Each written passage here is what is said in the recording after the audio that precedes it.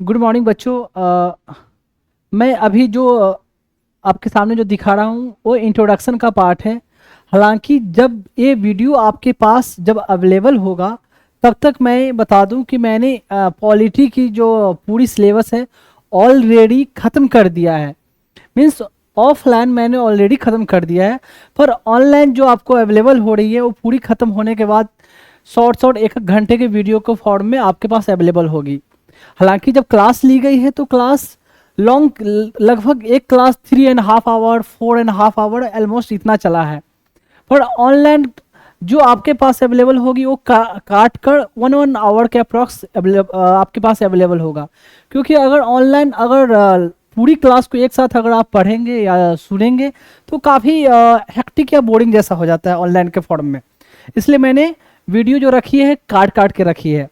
और इंट्रोडक्शन देने का वीडियो का इस इंट्रोडक्शन का पर्पस ये है कि मैं आपको बताना चाहता हूँ कि मैं क्यों पढ़ा रहा हूँ और कैसे आपको पढ़नी है, और इसमें मैंने कैसे आपको पढ़ाया है। ये सब बातें मैं अभी शॉर्ट में थोड़ा बताऊंगा। बाकी डिटेल बातें तो मैंने जो पढ़ाया है वहाँ बीच बीच में हर जगह मेंशन है, बताया है मैंने।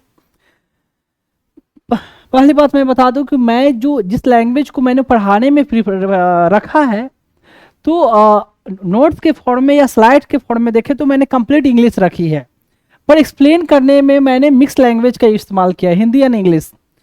ये इस पर्पस से क्योंकि इंडिया के जो मैक्सिमम स्टेट का है तो मैक्सिमम स्टेट में मैक्सिमम बच्चे हैं कुछ को छोड़कर जो हिंदी समझ लेते हैं। खासकर जो गांव-गांव से जो बिलोंग करते हैं, जिनको या जो एफर्ट नहीं कर सकते, तो ऐसे बच्चे को समझने में आसानी हो, इसको देखते हुए मैंने इसे एक्सप्लेन हिंदी और इंग्लिश मिक्स में किया है। हालांकि मैं बता दूं कि मैंने जो पढ़ाई की है मैंने इंग्लिश में ही पढ़ी है। मेरे लिए भी हिंदी में एक्सप्लेन करना बहुत सारे बातों को डिफ़िकल्ट हुई है। तो कोई नहीं, फिर भी मैंने जितना हो सका है अच्छे तरीके से डिटेल तरीके से मैंने एक्सप्लेन करने की कोशिश की है। एक तो ये कि वो मैंने इस लैंग्वेज को प्रीफर किया, ठीक है।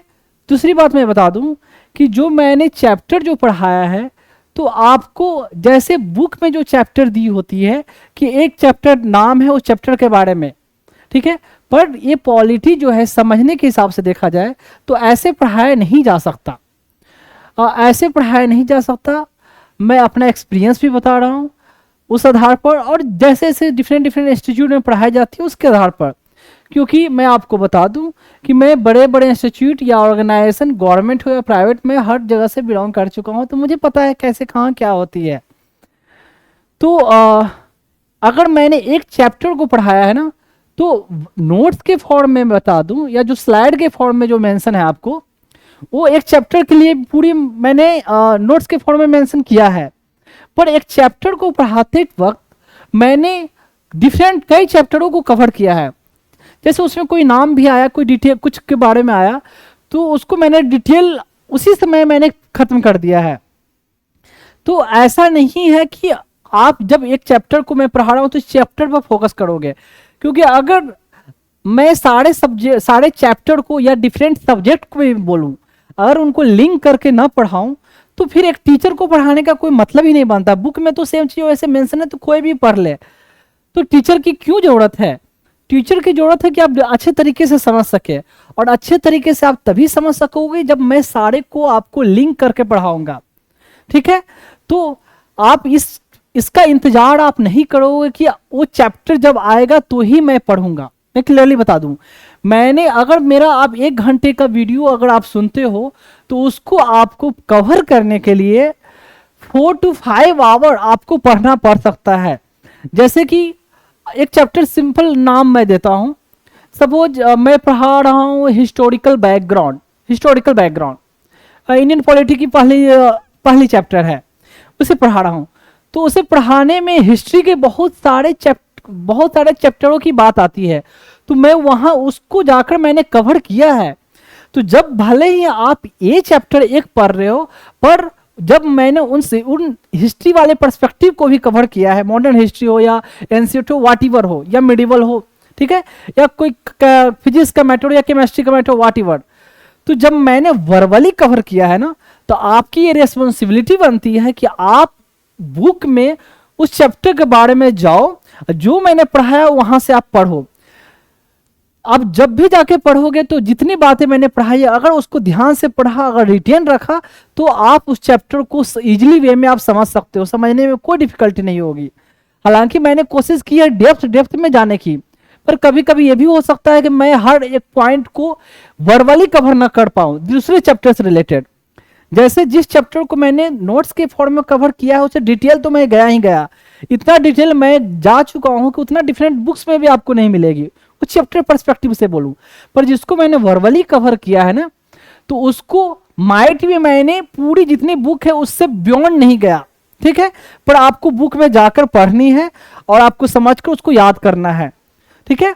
तो ऐसे, तो इसलिए मैंने बोला ना कि आप अगर सर्च कर देखोगे ना, तो सर्च करके कुछ चैप्टर का नाम ही आएगा, पर ऐसा लगेगा कि एक चैप्टर को रहते हुए बड़े में जब आप सुनोगे ना अगर, तो लगेगा कि बहुत सारे चैप्टर खत्म हुई है, ठीक है। तो इसलिए मैंने ये बता दिया कि आपको उतनी मेहनत करनी है साथ में।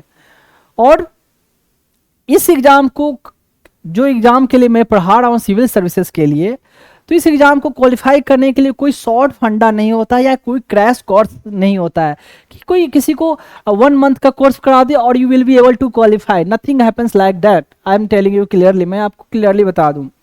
इस एग्जाम की छोड़ दो, यहां तक कि कोई ग्रुप डी के एग्जाम के लिए भी बात कर दूं ना, तो उस एग्जाम को क्वालिफाई करने के लिए किसी को 1 महीने का क्रैश कोर्स करवा दिया जाए और वो क्वालिफाई हो जाए, ऐसा नहीं होता है। अगर कोई ऐसा करते हैं तो आप खुद समझ लो ऐसा नहीं हो सकता। जब तक आप पहले से डेप्थ में नहीं गए हो, पढ़े नहीं हो, तब तक क्वालिफाई नहीं कर सकते। जब मैंने यहां पढ़ाया है तो मैंने प्रीलिम्स, मेंस, इंटरव्यू, ठीक है, प्रीलिम्स, मेंस, इंटरव्यू तीनों को पर्सपेक्टिव को देखते हुए मैंने कवर किया है कि प्रीलिम्स को ऐसा नहीं कि जब पढ़ाई जाती है तो प्रीलिम्स के लिए अभी पढ़ेंगे, मेंस के लिए बाद में पढ़ेंगे और वो क्वालिफाई होने के बाद इंटरव्यू की तैयारी करेंगे। बिल्कुल नहीं, ऐसा नहीं होता है। तो बीच बीच में हर चीज को मैंने डिस्कस किया है, जो मेरा भी एक्सपीरियंस रहा है, एक तो ये सब चीज, तो सारी चीज को मैंने कवर की है। अब खुद पढ़ोगे, जब सुनोगे, देखोगे, तो आपको खुद ये पता चल जाएगा। देख, तो ये कोई, क्योंकि कुछ बच्चे ऐसे बोलेंगे कि मैं किसी चैप्टर को बहुत डिटेल में गया, बहुत डेप्थ में गया, तो क्यों डेप्थ में गया, मैं सब चीज दिखाऊंगा कि एग्जाम में कैसे कैसे क्वेश्चन पूछे गए हैं, कैसे लिखना है।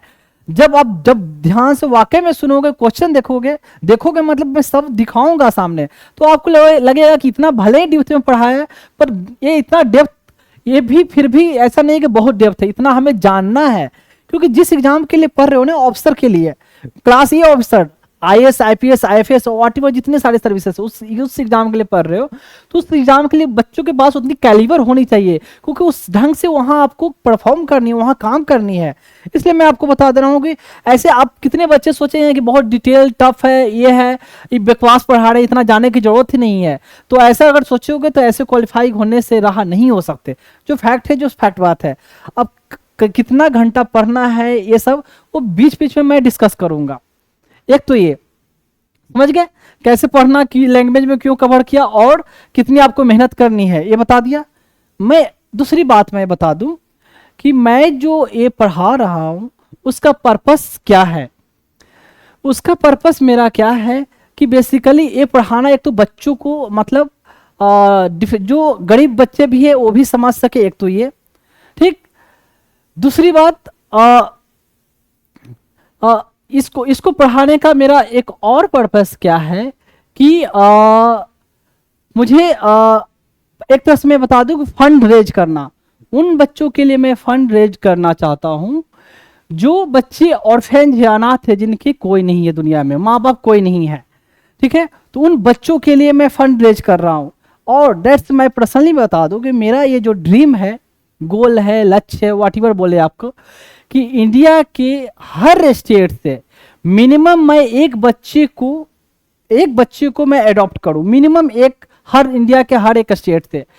तो उसे, उन बच्चों को नर्चर करने के लिए, नरिश करने के लिए, परवरिश करने के लिए मुझे सफिशिएंट अमाउंट की जरूरत है। तो उसके लिए एक तो ये पढ़ा रहा हूं ताकि मैं फंड रेज कर सकूं बच्चों के लिए, ठीक है। एक चीज मैं बता दूं कि जो मैं पढ़ाऊंगा तो मैंने जिस टाइप की जो आपको क्वालिटी दी है, आपको ये देने की कोशिश की है, तो आपको अगर किसी इंस्टीट्यूट में आपने पढ़ा होगा या जिन्होंने भी पढ़ा होगा, आप कंपेयर कर लेंगे, मैंने मैक्सिमम से मैक्सिमम बेस्ट से बेस्ट देने की कोशिश की है। ठीक है, तो ऐसा नहीं है कि मैं ही बेस्ट हूँ, बेस्ट तो कोई भी हो सकते हैं, पर डिफरेंट डिफरेंट इंस्टीट्यूट में भी अच्छे तरीके से पढ़ाई जाती है, पर उनका टाइम कंस्ट्रेंट, मतलब टाइम की कमी हो जाती है कि वो 2.5 घंटे या 3.5 घंटे का होता है एक क्लास, मतलब पर डे का क्लास। तो 9 महीने 10 महीने 11 महीने में सिलेबस खत्म करते हैं, तो कैसे खत्म कर पाएंगे? मैं भी रह चुका हूँ वहां से, तो मुझे पता है, पर मेरे पास ऐसा कोई रिस्ट्रिक्शन है नहीं, तो मैंने पूरी डिटेल में पढ़ाई है। तो मैं बता रहा था उन बच्चों को, फंड बच्चों के लिए देखिए, आप कितने लोगों ने मुझे बोला कि आप कितना भी अच्छा पढ़ा लो, आप फंड रेज नहीं कर सकते ऑनलाइन के जरिए। ट्रू, चलो कोई मान लिया भी जाए, पर जिनको ये खुद रियलाइज होगा वो खुद देंगे, कोई कंपलसरी नहीं है। और कि कोई ऐसा मेरे पढ़ाने में ऐसा नहीं है कि जब तक आप लिंक को पेमेंट नहीं करोगे आप आगे देख नहीं सकते। आराम से सबके लिए ओपन है, सब लोग देख सकते हैं, उसमें कोई रिस्ट्रिक्शन नहीं है। तो देने की जब इच्छा हुई, जो मैं काम कर रहा हूँ, मैंने भी कभी नहीं सोचा था कि I will be able to do this thing, या मुझे ये काम करूंगा। जैसे आम लोगों की तरह सबकी होती है कि एक अफसर बनकर बढ़िया से एक अच्छी तरीके से लाइफ गुजारनी है। मैंने भी लगभग जब आप लोग की उम्र में था तो ऐसे ही सोचा था, पर कब लाइफ में क्या चेंज हो जाती है पता नहीं होता, और कब हो जाता है। तो ऐसे जिनको खुद लगेगा अगर ईश्वर ने, खुदा ने, अल्लाह ने, वाहिगुरु ने और जीसस ने जब मुझे ये अपने आप में मन में ये करने के लिए लाया भावना, तो सामने वाले के मन में खुद आ जाएगी। ठीक है, तो ये है। एक बात और बता दूं, जो चैनल हो गई या यूट्यूब की चैनल, फेसबुक, ट्विटर, इंस्टाग्राम, उसके बारे में डिटेल, वो मैं चैप्टर जब खत्म होगा, चैप्टर खत्म मतलब इस टॉपिक को या हर क्लास के खत्म होने के बाद मैं उसको दिखा दूंगा। और अभी जो वीडियो अब अवेलेबल होगी इंट्रोडक्शन वाली, लगभग ऑलमोस्ट हर क्लास में मुझे ये डालना पड़ेगा, फिर बाद में ऐसा होगा कि मैं नहीं डालूंगा। ठीक है, तो एक तो ये जो भी पेमेंट का ऑप्शन है वो स्क्रीन पर ये यूपीआई आईडी या जो भी आपका हो बार कोड, वो आपको दिख जाएगा। आप जो भी पेमेंट करो, आप एज ए फी पेमेंट करो, भले आपकी मन है या ना माने, नहीं मन है तो मत करो, ये आपकी विश है। ठीक है, लेकिन मैं आपको बता दूं, आप जो भी पेमेंट करें तो मुझे एज ए गुरु मानकर भले ना करे, या फी मानकर ना करे, या करें आपको या फिर भी ना करे, तो ये मान कर करे कि आप एहसान कर रहे हो मुझ पर, आप मान सकते हो, मुझे कोई प्रॉब्लम नहीं है। मीन्स आप ये मान सकते हो कि आपने पेमेंट कर कर विकास कुमार पर एहसान किया, पर मैं आपसे ये रिक्वेस्ट करूंगा, तो उन बच्चों पर ये मानकर आप मत पेमेंट करना कि उन बच्चों पर एहसान कर रहे हो। क्यों मैं आपसे ये बोल रहा हूँ? क्योंकि मैं जो काम कर रहा हूँ ना, मैं एक्सेप्ट ये नहीं करता हूँ कि मैं जो कर रहा हूँ उन बच्चों पर एहसान कर रहा हूँ, बिल्कुल नहीं। हमें ईश्वर ने दिया, खुदा ने, भगवान ने, जीसस ने, वाहिगुरु ने हमें इतनी ब्रेन दी, तो इसलिए मैं ये कर पा रहा हूं। अगर वो नहीं दे पाते तो मैं नहीं कर पाता। ठीक है, तो जो भी दिया हुआ उनका है, इसलिए मैं कर पा रहा हूं। तो इसलिए वो बच्चे बेचारे ऑलरेडी बहुत एहसान में जब रह चुके हैं। एक बच्चे को बिना माँ बाप का पलना बड़ा होना कितना डिफिकल्ट होता है, खुद सोच कर देखो। जब एक बच्चे की माँ चली जाए या 1-2 दिन के लिए, तो कितना बच्चा रोता है, तो उन बच्चों की हालत क्या रही होगी। तो इसलिए आप मुझ पर एहसान मान सकते हो, मानना कोई प्रॉब्लम नहीं है। आई विल एक्सेप्ट डेट, आपने मुझे जो भी दिया, फी दिया, इवन 1 रुपया भी आप देते हो मुझे, तो मैं मानूंगा कि आपने एहसान किया। पर ये मत मानना कि आपने बच्चों पर एहसान किया, क्योंकि वो बच्चे ऑलरेडी एहसान में दबे हुए हैं। एक चीज और, जो भी आप पेमेंट करेंगे वो मैं बाद में दिखाऊंगा, तो उसमें मैं आपसे गुजारिश करूंगा कि आप अपना नाम मेंशन कर देंगे और अपना प्लेस जहां से आप बिलोंग करते हो, and your number if your wish, अगर आपकी विश है तो अपना नंबर उसमें भी मैसेज के साथ डाल सकते हो। नहीं डालना चाहते तो एटलीस्ट नाम एंड प्लेस जहां से आप बिलोंग करते हो। ठीक है, तो ये मेरा पर्पस मैंने बताया, और पर्पस, दोनों पर्पस सारे लोगों के बेनिफिट के लिए। एक चीज और, जो मैंने पढ़ाया है तो सिर्फ ऑफिसर बनने के हिसाब से नहीं पढ़ाया, सिर्फ इसमें मैंने बीच बीच में हर चीज, मैंने लाइफ के हर पर्सपेक्टिव को कवर किया है, कि सिर्फ ऑफिसर बनना नहीं, एक अच्छा इंसान बनना मैंने अपने बच्चों को सिखाया, जो आप लोगों को मैं सिखाया है इस अपने क्लास के जरिए। तो कहते हैं डिफरेंस होता है विद्वान, गुणवान एंड बुद्धिमान। तो किताबें पढ़ के आप विद्वान बन सकते हो, ठीक है, पर गुण के लिए सिर्फ किताबों से गुण नहीं आता, पर कितने लोग ऐसे हैं जिनको विद्या नहीं है पर गुण है, जिसको ज्ञान कह सकते हैं, ठीक है। और बुद्धिमान तो दैट्स अ डिफरेंट पर्सपेक्टिव होता है, चालाक होना। तो मेरा पर्पस है कि मैं अपने बच्चों को विद्वान के साथ साथ बुद्धिमान और जो ज्ञानवान बोलते हैं वो बनाऊं, ठीक है। ज्ञानवान और क्या बोला, बुद्धिमान की बात नहीं करूंगा, एक तो विद्वान की बात कर रहा हूं, ज्ञानवान और गुणवान की बात कर रहा हूं, ठीक है। तो वो सब क्या चीजें होती है डिटेल वहां डिस्कस होगा। तो अभी तक मैंने बताया क्या क्या, ये इंट्रोडक्शन का पार्ट है, बाकी अब धीरे धीरे अब चलते हैं टॉपिक पे, ठीक है, चलता रहता है, समझ गए। तो ये रहा, अब है सीक्रेसी। देखिए सीक्रेसी सीक्रेसी जो भी हो, तो इसका मतलब होता है कि सीक्रेसी का मतलब होता है कि जो मंत्रिमंडल के जो मेंबर हैं, जो काउंसिल ऑफ मिनिस्टर के जो मेंबर हैं या जो मिनिस्टर हैं, वो ओथ लेते हैं सीक्रेसी का, सेक्रेसी का, सॉरी सेक्रेसी का, सीक्रेसी, ठीक है। इसका अंदर कहने का मतलब होता है क्या कि जो गवर्नमेंट के अंदर या मंत्रिमंडल के अंदर जो अगर डिसीजन लिया जा रहा है, जो पॉलिसी है, जो स्कीम की बातें चल रही है आपस में, ठीक है, उस चीज़ को वो रिवील नहीं करेंगे अनटिल अनलेस, जब तक नहीं रिवील करेंगे जब तक पब्लिकली उस चीज़ को डिस्क्लोज नहीं किया गया हो। जब पब्लिकली उस चीज़ को सामने रख दिया गया हो, जब सबकी सहमति से, तो ही आप उस पर फर्दर डिस्कशन कर सकते हो या अपनी कोई और बातें बता सकते हो। लेकिन जब तक रखा नहीं गया हो, पहले से आप लीक नहीं कर सकते इस इंफॉर्मेशन को कि सरकार में, मतलब हमारी सरकार में क्या बातें चल रही है, क्या प्रोसेस चल रहा है, क्या हम पॉलिसी बनाने की बातें कर रहे हैं। तो हुआ सीक्रेसी। अब देखें, अब है, कहते हैं कि although Indian parliamentary system is largely based on British parliamentary system, it differs in the following aspect. मतलब हमने ब्रिटेन से भले ही ये सिस्टम लिया या कॉपी किया हुआ है, लेकिन फिर भी हमारा जो पार्लियामेंट्री सिस्टम है ब्रिटेन के कंपेयर में डिफरेंट है, कुछ अलग है। कैसे? तो देखें, कहते हैं कि इंडियन पार्लियामेंट जो है तो is not a sovereign body like British parliament. कैसे? हमारा जो पार्लियामेंट संसद है, सोवरेन का मतलब आप जानते हो, संप्रभु हिंदी में बोलते हैं, सोवरेन बॉडी नहीं है। जैसे कहते हैं कि ब्रिटेन के पार्लियामेंट को बहुत पावर है, उसने जो कानून बना दिया, उस कानून को आ, वहाँ का जो कोर्ट, हाई कोर्ट का हो या सुप्रीम कोर्ट हो, उसे पलट नहीं सकता, ठीक है। तो उसको ये नहीं कह सकता कि दिस इज अनकॉन्स्टिट्यूशनल, और इसको नल वाइड नहीं कर सकती। इंडिया में क्या है कि अगर पार्लियामेंट ने कोई कानून लाया, तो उस पर अगर कोई सवाल उठता है कि क्या भाई कॉन्स्टिट्यूशनल है या नहीं है, या अनकॉन्स्टिट्यूशनल, मतलब संवैधानिक है या असंवैधानिक है, या मतलब संविधान के अगेंस्ट तो नहीं गया है ये जो कानून बना है, तो उसको जुडिशियल रिव्यू, मतलब आप कह सकते हो न्यायिक समीक्षा, मतलब कोर्ट है जुडिशियल रिव्यू करेगा उसको, और कर उसको ये बोल सकता, नल वाइड कर सकता है। लेकिन ये पावर ब्रिटेन में कोर्ट को नहीं है, पार्लियामेंट इतना सुप्रीम, उसने जो कानून बना दिया उस पर कोई सवाल जवाब नहीं। इसलिए कहा गया है कि जो ब्रिटेन का जो पार्लियामेंट है वो सोवरेन बॉडी है। हमारा पार्लियामेंट उस टाइप से कंपेयर टू ब्रिटेन के पार्लियामेंट में उतना सोवरेन नहीं है। अब देखें, ये हुआ। अब कहते हैं head of state in India. India में जो हेड ऑफ स्टेट है, मतलब राज्य का प्रधान कहो या जो को हेड है, वो पहले भी बताया है कि इंडिया में कौन है, प्रेसिडेंट है, ठीक है, कॉन्स्टिट्यूशनल तरीके से देखा जाए तो भले ही ये नॉमिनल एग्जीक्यूटिव है, और जो ये हैं इलेक्टेड होते हैं, इनका हमारे यहाँ इलेक्शन होता है। लेकिन जो ब्रिटेन में जो है, वहाँ के जो हेड है कौन है, वहाँ किंग क्वीन अभी चल रहा है, ठीक है। तो जैसे विक्टोरिया, एलिजाबेथ,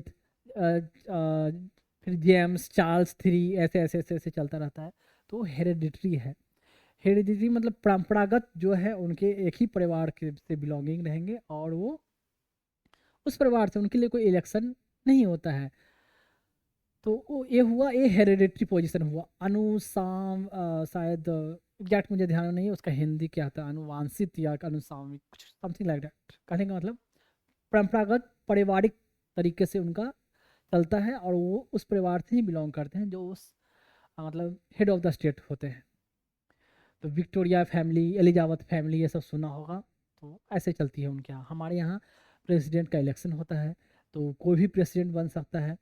अब्दुल कलाम आज़ाद थे, फिर आप कह सकते हो कि प्रतिभा पाटिल, प्रणब मुखर्जी, अभी अभी जो मिस मुर्मू हैं प्रेसिडेंट, उससे पहले थे रामनाथ कोविंद। तो ऐसे ऐसे और सबका इलेक्शन होता है, इलेक्शन के द्वारा डिसाइड होता है। ये लोग कोई एक फैमिली से ना है, ना एक स्टेट से हैं, ना एक रिलीजन से हैं, लेकिन उनके यहाँ ब्रिटेन में बस वो फैमिली वाले चलते रहते हैं। क्यों चलता है हमें उस पर अभी जानने की ज़रूरत नहीं है, बस अभी आपको ये जानना है। ठीक है, अब देखें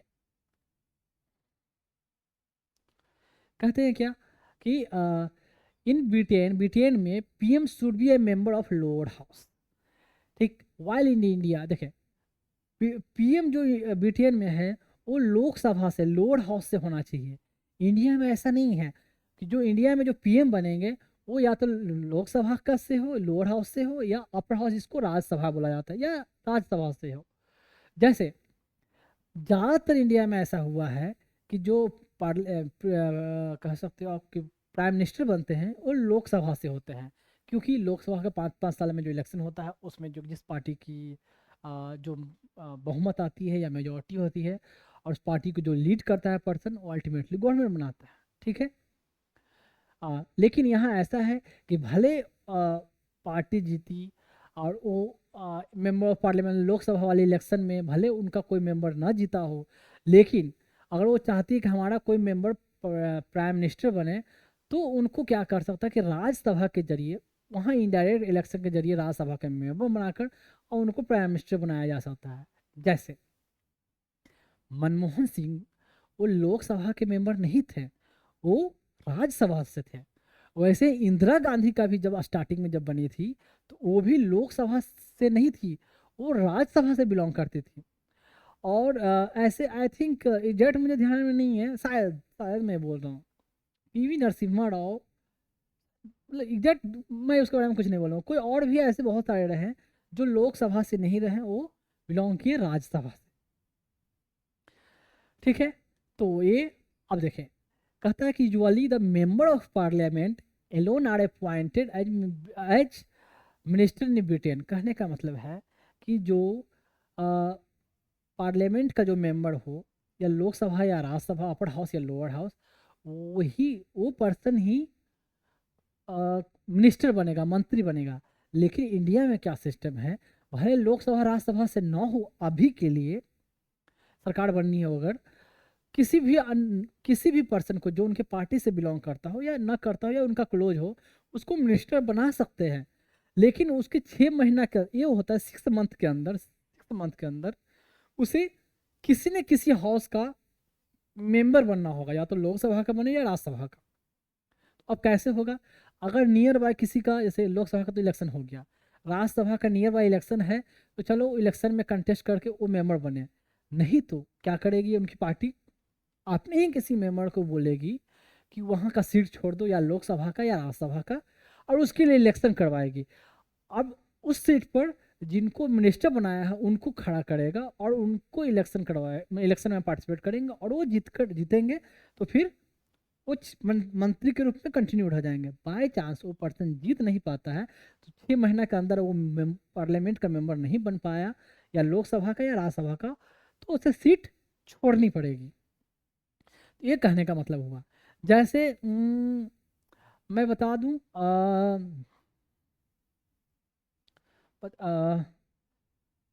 एग्जैक्ट मुझे नाम ध्यान में नहीं आ रहा अभी। कुछ ऐसे रिसेंट में मैंने कहीं न्यूज में पढ़ा था कि कैसे बताता हूँ मैं, 1 मिनट, चलो मैं बाद में फिर कभी बताऊंगा। एग्जैक्ट मुझे नाम ध्यान में नहीं आ रहा वो कौन है, मतलब। लेकिन यहाँ ऐसा सिस्टम होता है या कई बार होती है, कई बार आप देखोगे कि स्टेट में भी इलेक्शन होता है, तो कोई इन्फ्लुएंशियल पर्सन होते हैं उनकी पार्टी का, भले जैसे, हाँ अब मैं बताता हूँ, ध्यान में आया। देखिए, बीजेपी की जब गवर्नमेंट बनी थी पहली बार 2014 में, मतलब तो उस समय अरुण जेटली जो थे, अरुण जेटली, अ, उनको सीट दिया गया था नवजोत सिंह सिद्धू वाली, अमृतसर वाली, ठीक है। उस सीट से नवजोत सिंह सिद्धू सिद्धू ऑलरेडी लगता है 2 बार से बीजेपी से कैंडिडेट, बीजेपी का कैंडिडेट होकर जीत रहे थे। पर ये ये कह सकते हैं आप, अरुण जेटली जीत नहीं पाए, वो हार गए। लेकिन फिर भी जब सरकार बनी तो उनको फाइनेंस मिनिस्टर बनाया गया। लेकिन बाद में क्या हुआ कि जैसे कि राज्यसभा के जरिए उन्हें, हालांकि लोकसभा का ऐसा नहीं हुआ कि लोकसभा के किसी कैंडिडेट को बीजेपी ने बोला कि तुम सीट छोड़ो और ये कंटेस्ट करेंगे। राज्यसभा के जरिए उनको राज्यसभा में नियर बाय कहीं इलेक्शन थी या किसी किसी को सीट को छुड़वाया गया और उस सीट से वो राज्यसभा का मेंबर बने, अरुण जेटली, ठीक है। ऐसे बहुत डिफरेंट डिफरेंट स्टेट में ऐसे होते रहता है। तो बस ये आपको नाम भी जानने की जरूरत नहीं था, मैं तो बोल दिया ऐसे, क्योंकि किसी एग्जाम में आपको नाम लिखने की जरूरत नहीं है, ऐसा होता है, आपको ये जानना है। नाम देने का मेरा एक कंटेक्स्ट हो जाता है क्या, कि आपको याद रहेगा, ये पॉइंट आप भूलोगे नहीं विथ एग्जाम्पल के साथ। ऐसे पढ़ोगे, ऐसे रटोगे तो भूलने का चांस ज़्यादा बनता है। ये हुआ। अब है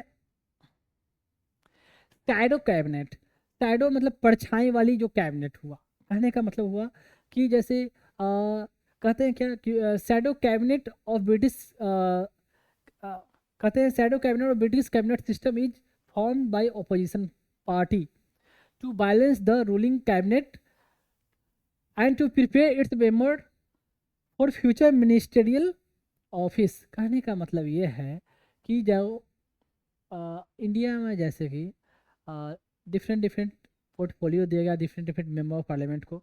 तुम फाइनेंस देखोगे, तुम होम देखोगे, तुम फिशरी देखोगे, तुम एग्रीकल्चर देखोगे, ठीक है। ब्रिटेन में क्या होता है कि इन इन लोगों को काउंटर करने के लिए जो अपोजिशन पार्टी होती है, एक एक मेंबर को, अपने जो मेंबर हैं उनको बोल देती है कि एग्रीकल्चर मिनिस्टर है ना, उनके सारे एक्टिविटी को तुम ध्यान रखोगे, जो भी क्वेश्चन उससे करना है ये आप करोगे। को क्या पॉलिसी ला रही है, क्या स्कीम ला रही है एग्रीकल्चर मिनिस्टर का, उसको आप सारा ध्यान आपको एग्रीकल्चर वाले पर रखना है। एक मेंबर को बोल दिया कि सारा ध्यान आप फाइनेंस मिनिस्टर जो भी प्रपोजल ला रहे हैं उन पर देना है, एक को डिफेंस पर। तो ऑलरेडी अपने मेंबर को इस तरीके से तैयार कर दे कि अगर हमारा जब गवर्नमेंट बनेगा तो ये कहने कहने का मतलब आपको ऑलरेडी एक्सपीरियंस हो जाएगा, उसको देखते देखते, उससे कांटेक्ट करते करते, क्वेश्चन पूछते पूछते, उंगली करते करते, तो इतना आप खुद निपुण हो जाओगे। तो जब अगली गवर्नमेंट बनेगी तो ऑलरेडी ये भी हमारे मेंबर जो है, मतलब अपोजिशन के जो मेंबर एक्सपर्ट हो चुके हैं, तो जब गवर्नमेंट बनेगी तो इनको वो पोर्टफोलियो देने का ज़्यादा चांस बनता है कि ये तो ऑलरेडी एक्सपर्ट है। इंडिया में ऐसा नहीं है कि जो जो मंत्रिमंडल है उसको काउंटर करने के लिए ऑपोजिशन हर मेंबर अपने मेंबर को एक एक पोर्टफोलियो, मतलब इनडायरेक्ट वे में दे दिया कि आप सिर्फ उसको देखोगे, उसको टारगेट करोगे, उनकी सारी एक्टिविटियों को कंट्रोल करोगे। तो ऐसा सिस्टम यहाँ नहीं है, शैडो कैबिनेट वाला सिस्टम यहाँ नहीं है, ये कहने का मतलब। ये हालांकि कोई बहुत बड़ा चीज़ नहीं रहा, मतलब, लेकिन ऐसे उनके यहाँ होता है तो हमने यहाँ ये मेंशन किया है कि पार्लियामेंट्री फॉर्म में हमारा हमारा पार्लियामेंट्री फॉर्म में एक शैडो कैबिनेट वाला सिस्टम नहीं है। चाहे तो बिना आराम से गवर्नमेंट क्या मतलब अपोजिशन कर सकती है। इसके लिए कोई कॉन्स्टिट्यूशनल अमेंडमेंट करने की ज़रूरत नहीं है, इसके लिए कोई लॉ बनाने की ज़रूरत नहीं है, कोई एक्ट जानने की, कोई ऑर्डर, कोई रेगुलेशन कुछ करने की ज़रूरत नहीं है। अपोजिशन चाहे तो अपने मेंबर को उस हिसाब से पहले से कर सकती है। चाहे तो भाई आप सिर्फ टारगेट करोगे अमित शाह को ही, आप टारगेट करोगे राजनाथ सिंह के ही, उनके सारी पॉलिसी को आप ध्यान करोगे, कांग्रेस ऐसा कर सकती है। हमें, मैंने पहले भी बोला है कि हमें ना किसी से बैड है ना किसी से कोई शिकवा। मैं सिर्फ एग्जांपल देने का पर्पस है, ऐसे बोल के मैं ये नहीं कर रहा हूँ कि मैं मुझे उनको टारगेट करना है, उनको टारगेट करना, सब हमारे ही लोग हैं। बस सिस्टम ऐसे चल रहा है, बस थोड़ी बहुत नाक झुक चलते रहती है लोगों में, तो हमें उसमें जाना ही नहीं है। हमें सिर्फ अपने काम पर, आपको मैं ऑनेस्ट कर रहा हूँ उस पर आपको ध्यान देना, आपको ऑनेस्टी से काम करना है, ठीक है। तो ये है। अब देखें, जो पार्लियामेंट्री फॉर्म ऑफ गवर्नमेंट है जिसको कहा जाता है प्राइम मिनिस्टेरियल गवर्नमेंट। क्यों? प्राइम मिनिस्टर का ज़्यादा रोल है, प्राइम मिनिस्टर ज़्यादा इन्फ्लुएंशियल होते हैं, उनके इशारे पर सब लोग चलते हैं, मतलब उनकी गवर्नमेंट उनके इशारे पर चलती है। तो उनका रोल, उनका इन्फ्लुएंस इतना ज़्यादा होता है, तो इसलिए कहा जाता है प्राइम मिनिस्टरियल गवर्नमेंट। और जो यूएसए में होगा उसको बोला जाएगा क्या, प्रेसिडेंशियल गवर्नमेंट। सिंपल सी बात है। अब है नेक्स्ट पॉइंट देखें, कहते हैं synthesis of parliamentary sovereignty and judicial supremacy, मतलब पार्लियामेंट्री सांसद का संप्रभुता और न्यायपालिका की सुप्रीमेसी, आप बोल सकते हो सुप्रीमेसी को क्या बोल सकते हैं हिंदी में, सुप्रीम है, सुप्रीम को सर्वोच्चता, सर्वोच्चता बोल सकते हो। कैसे, देखो दोनों का मिश्रण है हमारे पास, एक तरफ पार्लियामेंट भी सोवरेन है और संप्रभुत्व है, एंड हमारा न्यायपालिका भी, वो भी सर्वोच्च है। सोवरेन सुप्रीमेसी ऐसे वर्डिंग है, क्या है मैं बताता हूँ। देखिए कहा जाता है कि doctrine of sovereignty of parliament is associated with, किससे एसोसिएटेड है, ब्रिटेन का जो पार्लियामेंट है वो सबसे, कहते हैं सबसे वर्ल्ड में सबसे पावरफुल है, तो ब्रिटेन का पार्लियामेंट। जब मैं पार्लियामेंट पढ़ाऊंगा तो बताऊंगा, ये कहा जाता है कि वहाँ का पार्लियामेंट मेल को फीमेल भी बना सकता है और फीमेल को मेल भी बना सकता है, मतलब लड़का को लड़की भी बना सकता है, लड़की को लड़का, इतना पावर, कहने का मतलब उसकी इतनी पावर है। पावर कहने का मतलब उसने जो कानून बना दिया उसे कोई नल एंड वाइड नहीं कर सकता, इसलिए कहा गया है कि वो बहुत ज़्यादा पावरफुल है। ये हमारे यहाँ क्या है कि कहते हैं डॉक्ट्राइन ऑफ, सिद्धांत जो है पार्लियामेंट की संप्रभुता का जो सिद्धांत है, ये एसोसिएटेड विथ किससे है, ब्रिटिश पार्लियामेंट के साथ। एक्सप्लेन मैं करूँगा थोड़ा अभी। While the principle of judicial supremacy is associated with American supreme court. कैसे, देखें पहले मैं अभी थोड़ा आगे बता दूं, उसके बाद मैं कंपेयर कर एक बार मैं बताऊंगा।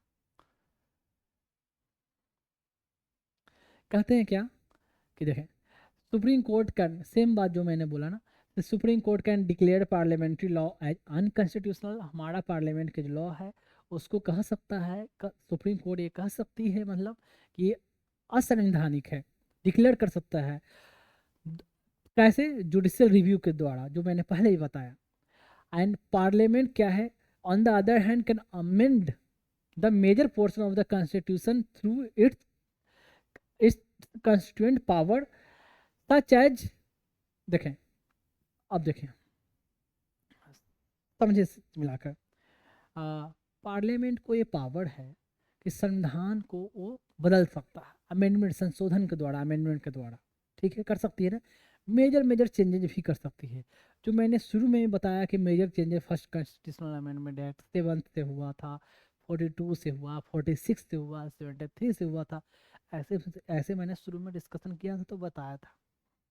तो अभी यहाँ एग्जाम्पल देखे है कि 42 अमेंडमेंट एक्ट को, जिसको मिनी पार्लियामेंट भी बोला जाता है, इसमें बहुत सारे चेंजेस किए गए थे, उसको कुछ काउंटर करने के लिए जो फिर भी मेजर चेंजेस डिफरेंट, जैसे 42 amendment act, 42nd amendment act Congress government Indira Gandhi के द्वारा लाया गया था 1976 में। जब नेक्स्ट टाइम जब 1977 में जब मोरारजी देसाई की गवर्नमेंट बनी, जनता पार्टी की गवर्नमेंट बनी, तो 1978 में इंदिरा गांधी के द्वारा किए गए चेंज को, उसको काउंटर करने के लिए एक 46 अमेंडमेंट एक्ट लाया गया, इसमें काफ़ी बड़े बड़े चेंज किए गए। कहने का मतलब पार्लियामेंट को ये पावर है कि कॉन्स्टिट्यूशन में मेजर चेंजेस कर सकता है, माइनर भी मेजर भी जैसा चाहे। लेकिन क्या वो चेंजेज, कुछ चेंजेज ऐसे भी हो सकते हैं जो वाकई में आर्बिट्रेरी हो, मतलब मनमाने तरीके से किया गया हो, या जिसको कहा जाए कि कह सकते हैं आप कि कहीं ना कहीं अपने लाभ के लिए, मतलब गवर्नमेंट ने अपनी पावर को ज़्यादा बढ़ाने के लिए वो अमेंडमेंट किया हो। ऐसे केस में उस अमेंडमेंट को या उस कानून को कह सकते हो, ये सुप्रीम कोर्ट के पास ये पावर है या कोर्ट के पास पावर है, उसको कह सकते नल एंड वाइड, उसको बर्खास्त या ख़त्म करना, समाप्त कर देना कर सकती है। कैसे, जुडिशियल रिव्यू के जरिए।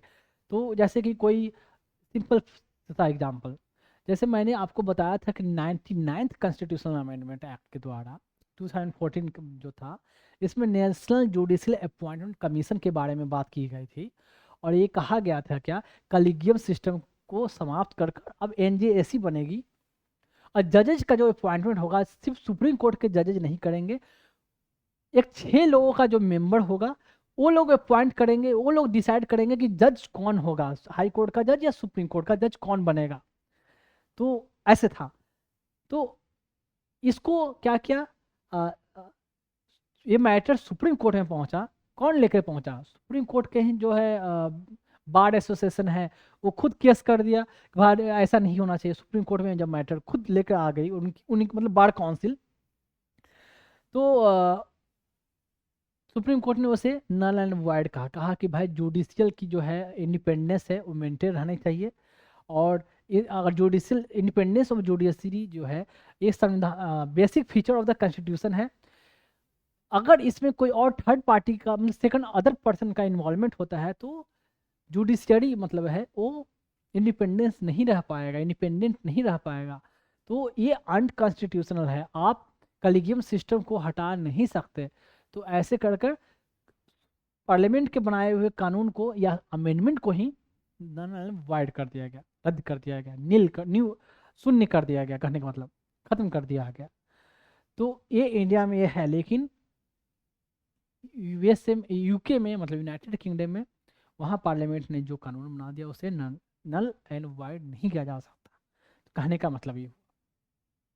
तो ये हुआ सिंथेसिस कि पार्लियामेंट चेंज भी कर सकती है, कानून संविधान को भी चेंज कर सकता है, नया कानून भी ला सकता है, ठीक है। लेकिन अगर उसमें से कुछ गलतियां है, कुछ खामियां है या कुछ कुछ आर्बिट्रेरी है, मतलब कहने का मतलब, तो उसको जुडिशियरी चाहे तो उसको नल एंड वाइड कर सकती है। तो ये हुआ सिंथेसिस। अब देखें, ये जो मैंने बताया 42nd अमेंडमेंट एक्ट, जो मिनी पार्लियामेंट जो मैं बोल रहा था इंदिरा गांधी के टाइम में हुआ, इंदिरा गांधी ने किया। अब ये 44th अमेंडमेंट एक्ट, ये आई थिंक मोरारजी देसाई हैं, उनका मैंने फोटो डाल दिया है, 1978 में हुआ। मेजर कॉन्स्टिट्यूशनल चेंजेज एंड अब देखें नेक्स्ट चलते हैं।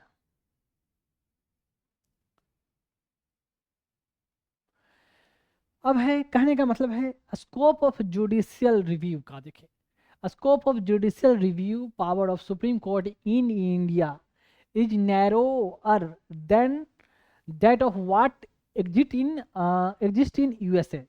कहने का मतलब ये है, जो ये इतना सारा बात जो कहने का मतलब मैं समझा दूं कि हमारे जो सुप्रीम कोर्ट का जो पावर है जुडिशियल रिव्यू का, आप कह सकते हो कि न्यायिक समीक्षा का जो पावर है वो कहीं न कहीं यूनाइटेड स्टेट की जो सुप्रीम कोर्ट है उसके कंपेयर में जो पावर देखा जाए तो वो कम है, नैरोर है, संकीर्ण है उसके कंपेयर में, मतलब उससे हमारा कम पावर है उसके सुप्रीम कोर्ट से। कैसे, मैंने पहले कभी चर्चा किया है कि इंडिया में जो फॉलो किया जाता है जो लॉ, कहते हैं कि इंडिया में प्रोसीजर इस्टेब्लिश बाय लॉ है का सिस्टम है, इस सिस्टम को फॉलो किया जाता है।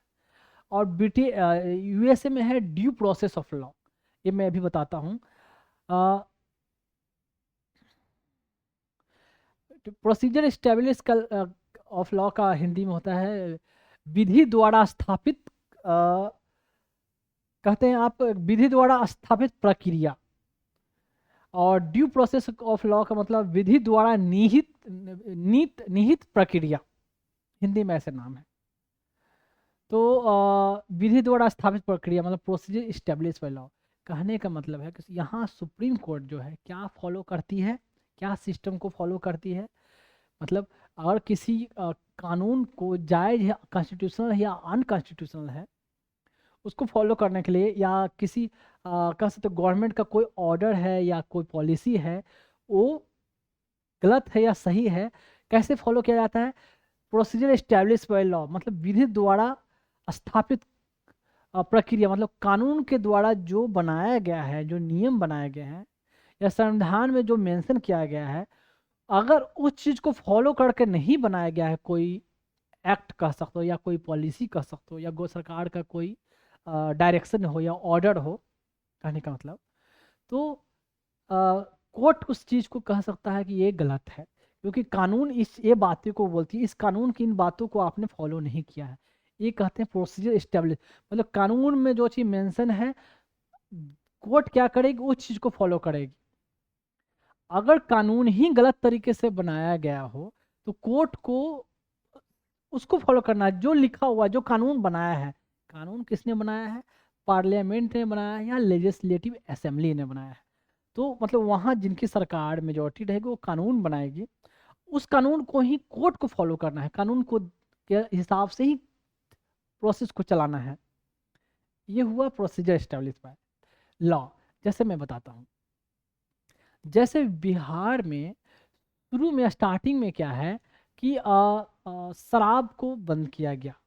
नीतीश गवर्नमेंट ने शराब कह सकते हो आप, अल्कोहल पर बैन किया कि हमारे स्टेट में अल्कोहल सेल कोई सेल नहीं कर, लिकर सेल नहीं कर सकता, लिकर जो ठेके नहीं होंगे, यहाँ शराब पीना गैर कानून है, इलीगल है। तो ऑर्डिनेंस लाया गया। तो उस ऑर्डिनेंस पर क्या है, वो मैटर गया भाई कहाँ, पटना हाई कोर्ट में। वहाँ क्या कहा गया कि भाई लिकर जो है इन लोगों की अपनी पर्सनल चॉइस है, ठीक है। तो इस चीज़ पर लोगों का अपना इंटरटेनमेंट का सोर्स है, लोगों का अपनी आज़ादी है इस पर कि वो क्या पिए या क्या ना पिए। दूसरी बात, इसमें बहुत सारे लोग एम्प्लॉय में, मतलब ठेके हैं या जो कहो बिजनेस है इनका, तो और बहुत सारे फैमिली इस पर डिपेंडेंट है, तो बहुत सारे फैमिली इसमें बर्बाद हो जाएगी, उनकी बिजनेस बंद हो जाएगा तो फिर कहाँ जाएंगे। ये कहने का मतलब इस बात के लिए और राइट टू कहने का मतलब आपको अपना रोजगार का है, रोजगार करने का ये आपका फंडामेंटल राइट है। मतलब आर्टिकल 19 जब पढ़ाऊंगा मैं तो freedom of speech, expression, assembly, association, movement, occupation, profession, ये सब आएगा। तो राइट है अपना, तो इसको सरकार नहीं किसी का छीन सकती है। चलो कोर्ट में गया तो हाई कोर्ट ने इस बात को एक्सेप्ट किया कि भाई नहीं, ये तो गलत बात है कि डायरेक्ट आप शराब बंद कर दोगे तो कितने लोगों का क्या होगा, होगा कितने लोगों की अपनी जो खुद की जो पर्सनल चॉइस है उसका क्या होगा, आप इसको हटा नहीं सकते, ठीक है। फिर क्या किया, तो सरकार तो गुस्से में आ गई भाई कि हम तो ये लाए थे शराब बंद, ये कोर्ट ने इसको इलीगल कर दिया, मतलब इलीगल मतलब नल वाइड कर दिया गया हमारे ऑर्डिनेंस को। उसके बाद पूरा तरीके से सरकार ने कानून लाकर असेंबली में काउंसिल, लेजिस्लेटिव काउंसिल ने पास करके गवर्नर का साइन कराकर उसे एक्ट बना दिया। जब एक्ट बना दिया मतलब एक कानून बना दिया है। अब वो मैटर जब कोर्ट में पहुंचा तो कोर्ट क्या बोलेगी, कानून में क्या मेंशन है कि हम शराब बंद करेंगे, हमारे स्टेट में ये नहीं होना चाहिए। तो कानून में मेंशन है ना, तो इस कानून को फॉलो करके हम इसको अब शराब को ये नहीं कह सकते कि शराब कंटिन्यू रहेगा, मतलब। तो सरकार ने अब पूरा कानून बनाकर ये डायरेक्शन दिया कि हमारे स्टेट में शराब नहीं चलेगी, तो ठीक है। फिर जज क्या बोलेंगे, फिर जो कानून में मेंशन है, जो प्रोसीजर इस्टेब्लिश बाय लॉ है, लॉ के द्वारा, कानून के द्वारा जो प्रोसीजर मेंशन है उसे हमें फॉलो करना है। ये हो गया प्रोसीजर इस्टेब्लिश बाय लॉ, ठीक है। सेम बात हुआ जब यहाँ दिल्ली में, मैंने एग्जांपल पहले दिया था कि दिल्ली में जो हुआ कि जो गवर्नर या लेफ्टिनेंट गवर्नर जो हुए और चीफ मिनिस्टर, तो किसकी सर्वोच्चता रहेगी, किसकी डायरेक्शन पर सरकार चलेगी।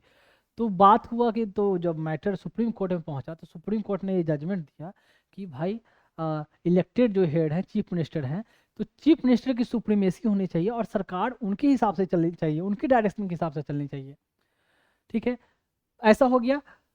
अब उसके बाद बीजेपी की गवर्नमेंट जो रही सेंटर पे, उसने कानून ऐसा बना दिया गया कि उसमें चीफ मिनिस्टर को सबऑर्डिनेट कर दिया गया पावर के मामले में, मतलब सरकार को रूलिंग करने के मामले में, और गवर्नर, लेफ्टिनेंट गवर्नर को ज़्यादा पावर दे दी गई। ये भी मेंशन कर गया है कि मेजर मेजर जो पोस्ट है, चीफ सेक्रेटरी, ये सब लेफ्टिनेंट गवर्नर के रहेंगे, चीफ मिनिस्टर के अंदर नहीं। कोई भी फाइल जब तक लेफ्टिनेंट गवर्नर साइन नहीं करेगी वो साइन नहीं किया जाएगा, मतलब पास नहीं होगा। Lieutenant governor council of minister के एडवाइस पर नहीं चलेंगे, जैसे और दूसरे स्टेट में गवर्नर और प्रेसिडेंट को काउंसिल ऑफ मिनिस्टर के एडवाइस पर करना है, नहीं, इनकी इंडिपेंडेंट होगी और ये अपने तरीके से कर सकते हैं। लो ना, जब कानून बनाकर ला दिया गया इस चीज़ को, तो फिर कोर्ट में भी मैटर गई नहीं, हालांकि और गई जाती भी है तो कोर्ट क्या बोलेगा फिर, कि शायद गए भी थी कि भाई कानून में उसने मेंशन किया हुआ है तो हमें तो कानून को फॉलो करना है। प्रोसीजर जो लॉ में इस्टेब्लिश है, कानून में जो प्रोसीजर इस्टेब्लिश है उसको हमें फॉलो करना है, this is called procedure establish by law, ठीक है। अब है ड्यू प्रोसेस ऑफ लॉ, कहने का मतलब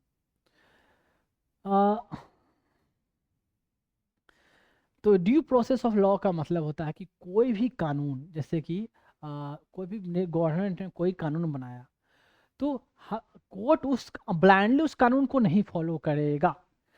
वो कानून रीजनेबल है या नहीं, फेयर है या नहीं, जस्ट है या नहीं, उचित है या अनुचित है, सही है या गलत है, तो ये चीज को देखेगी कोर्ट। कोर्ट आंख बंद करके के ये नहीं कहेगा कि ये कानून ऐसे लिखा हुआ है, ये मेंशन सरकार ने कानून बनाई है ऐसे, तो हमें इसको फॉलो करना है। कोर्ट इस चीज को देखेगा कि वो जो मैंने बोला टर्म जो यूज किया, रीजनेबल, जस्ट, फेयर, तो ये उचित अनुचित ये है या नहीं है, उसको ध्यान में रखकर जजमेंट करेगी या फैसला देगी। ये है ड्यू प्रोसेस ऑफ लॉ। हमारे यहाँ इंडिया में होता है प्रोसीजर एस्टेब्लिशमेंट लॉ, समझ गए। लेकिन मैंने पहले ही बताया ये इंडिविजुअल जज पर डिपेंड करता है। चाहे तो वो सिर्फ प्रोसीजर एस्टेब्लिश बाय लॉ को ना फॉलो करके ड्यू प्रोसेस ऑफ लॉ को फॉलो कर सकते हैं। मैं बाद में जब फंडामेंटल राइट पढ़ाऊंगा तो वहाँ मैं पढ़ाऊंगा आपको मेनका गांधी का केस, ऐसे शायद मैंने पहले भी बताया था आपको, बताया था या मैं बताऊंगा कि कैसे कोर्ट ने बोला कि ऐसा नहीं है कि इंडिया में सिर्फ प्रोसीजर एस्टेब्लिश बाय लॉ है, हमारे पास कहीं ना कहीं कॉन्स्टिट्यूशन में इम्प्लिसिट है, अंतर्निहित है ये हमारा ड्यू प्रोसेस ऑफ लॉ। सिर्फ ब्लाइंडली हम सिर्फ जो कानून में मेंशन है उसको हम फॉलो नहीं कर सकते, हम इस चीज़ पर भी जा सकते हैं कि वो सही है या नहीं है, रीजनेबल है या नहीं है। तो ये डिपेंड करता है इंडिविजुअल जज पर, कितना बोल्ड है, उनकी थिंकिंग कितनी ब्रॉड है, कितना गट्स है उनमें, उस पर डिपेंड करता है। तो ज़्यादातर ये सब जो ये ड्यू प्रोसेस ऑफ लॉ को फॉलो करना जो है, या जो कानून के अगेंस्ट में, जो कानून जो बना हुआ है उसके अगेंस्ट में जाकर जजमेंट देना, ठीक है, जो सही को सही बताना और गलत को गलत बताना, इस ढंग से सोचना, ये जज पर डिपेंड करता है। और ज़्यादातर सुप्रीम कोर्ट के जो कुछ जज होते हैं, तो ज़्यादातर एंड कुछ जजेज वो इस चीज़ को फॉलो करते हैं। और हाई कोर्ट में भी है, लेकिन हाई कोर्ट में बहुत, मतलब हाई कोर्ट में भी जजेज हैं, बहुत कम जजेज हैं, जैसे सुप्रीम कोर्ट में कम जजेज हैं जो इसके बियॉन्ड जाकर डिसीजन देते हैं, जिनकी थिंकिंग कहीं बियॉन्ड होती है। जैसे मैं कुछ जजेस का एग्जांपल दे देता हूँ। जस्टिस चंद्रचूड़ जो रिटायर हो चुके, वाकई में उनकी थिंकिंग काफ़ी ब्रॉड थी, वेरी सिंपल पर्सन, बहुत पोलाइट, ज़्यादा गुस्से वाले भी नहीं, सॉफ्ट पर्सन ऐसे तो थे, लेकिन उनकी जो जजमेंट होती थी या जो उनकी थिंकिंग होती थी, ऐसा नहीं है कुछ चुपचाप वो कानून में, जैसे बहुत सारे जज ऐसा करते हैं, जब उनके सामने जब केस जाती है तो भाई कानून क्या कहता है, ये चीज़ नहीं है तो फिर नहीं है, तो फिर आप क्यों पहुंच गए, नहीं है। जस्टिस चंद्रचूड़, ये नहीं है उससे क्या मतलब है, इनका मैटर क्या है, जायज़ है या नहीं, उनकी डिमांड जायज़ है कि नहीं है। अगर डिमांड जायज़ है तो ठीक है भाई, हम उसको आपके फेवर में जजमेंट वो देंगे। तो सिर्फ कानून में क्या मेंशन किया गया इस पर वो नहीं जाते हैं। तो ऐसे बहुत सारे जजेज जो होंगे हैं ऐसे, जो जैसे कुछ है, जस्टिस मुरलीधरन थे, जस्टिस चंद्रचूड़ के बारे में मैंने बता दिया, जस्टिस सिकरी, तो ऐसे ऐसे कुरियन जोसेफ, तो कुछ ऐसे जजेज होंगे जो वाकई में जिनकी थिंकिंग काफ़ी ब्रॉड थी। जैसे शायद एक जज का मुझे नाम ध्यान में नहीं आ रहा है, जो उन्होंने चलो मैं बाद में कभी बताऊंगा, मैं आगे बताऊंगा, तो अभी बहुत ज़्यादा हो जाएगी। तो ये हुआ ड्यू प्रोसेस ऑफ लॉ, ये हुआ प्रोसीजर एस्टेब्लिश लॉ। तो प्रोसीजर एस्टेब्लिश बाय लॉ जो ये सब जो चीज़ है, मैं आर्टिकल 21, मतलब जब मैं फंडामेंटल राइट पढ़ाऊँगा उसमें राइट टू लाइफ, ये सब जब चीज़ें मैं डिस्कस करूँगा आर्टिकल 21 में, तो वहाँ ये सब चीज़ें डिस्कस होगी और डिटेल में, ठीक है। ये हुआ इसका कहने का मतलब। अब देखें,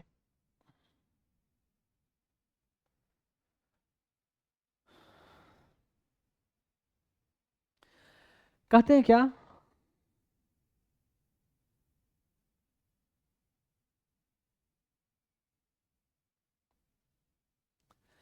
कहते हैं but constitutional bench of supreme Court of India propounded, जो मैंने अभी आपको बोला था कि अ, देखें, मैं ये लाइन को पढ़ देता हूँ, बाकी इसके बारे में जो डिटेल है मैं आपको समझा देता हूँ। But constitutional bench of supreme Court of India propounded basic structure doctrine, ठीक है, इन केशवानंदा भारती के जो कई बार डिस्कस कर दिया मैंने, फोटो भी दिखाया था, and in 1973 it self declared judicial review is a basic feature of our constitution and discovered due process of law in due process of law in article 21 in Maneka Gandhi case 1978। थोड़ा बता दूं, देखें, कहते हैं क्या कि सुप्रीम कोर्ट ने केशवानंदा भारती वाला केस में जब मैंने बताया था, उसमें बताया था कि इसने सुप्रीम कोर्ट बोला कि जुडिशियल रिव्यू है जो न्यायिक समीक्षा करना, ये बेसिक फीचर, संविधान का एक आधारित कह सकते हो आप फीचर है, बेसिक फीचर है, मौलिक फीचर है कह सकते हो आप।